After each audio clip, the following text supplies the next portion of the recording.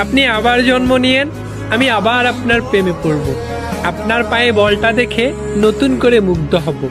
বস, গোটা পৃথিবীতে যদি আপনার 1000টা ভক্ত থাকে, তাহলে ওই 1000টা ভক্তের মাঝে আমি একজন। যদি গোটা পৃথিবীতে আপনার একটি মাত্র ভক্ত থাকে, তাহলে সেটা আমি।